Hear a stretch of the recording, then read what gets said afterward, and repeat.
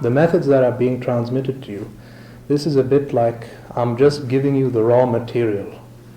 And you build the vehicle for yourself. Construct the vehicle. Now you have a vehicle for exploration. But how well you can explore into the inner realms has much to do with how well can you understand the vehicle, how well can you understand the territory that you are exploring.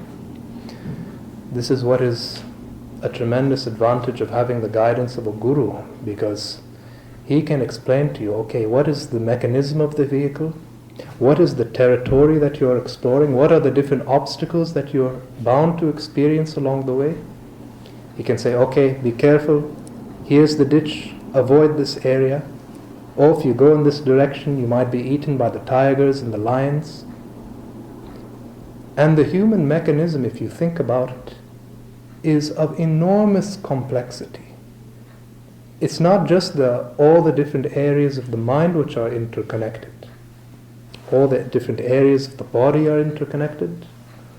All the various life energies that are involved in making the system work are all interconnected. And when there's just an imbalance in any small part, this creates a disruption in the whole system. That's why, for example, if the kidneys are not functioning well, or the heart or the liver, you find usually the problem is not localized. It's not just limited to one area. It tends to create a ripple effect. All the other areas are influenced. So this is why it's not uncommon that certain people, through irresponsible practice of yoga, they start developing all kinds of psychological, physical disorders of the mind. Some of them become schizophrenic, some of them develop multiple personality disorder, some of them have enormous inflation of the ego.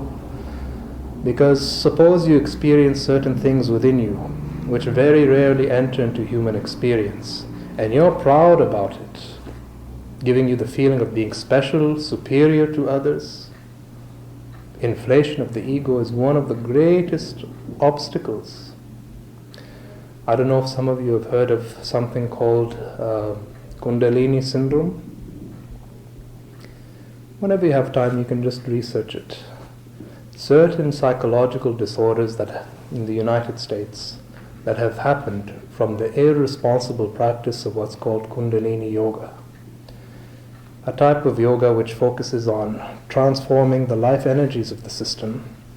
But because they're doing this without a proper understanding and irresponsibly, then they are suffering from various psychological and physical disorders. Now, does that mean you should avoid yoga completely because there's a potential danger? Tell me, is there even a single moment in your life when you're not in a field of potential danger?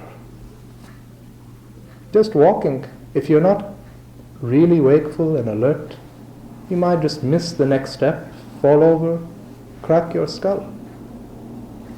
Walking down the stairs, there's always a danger involved.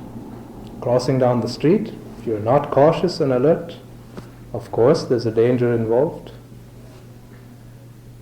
There's potential danger that's happening in all directions. If that's the case, we must not do anything in life. We should just sit. And even sitting here, who knows, maybe a heart attack will happen without you knowing it.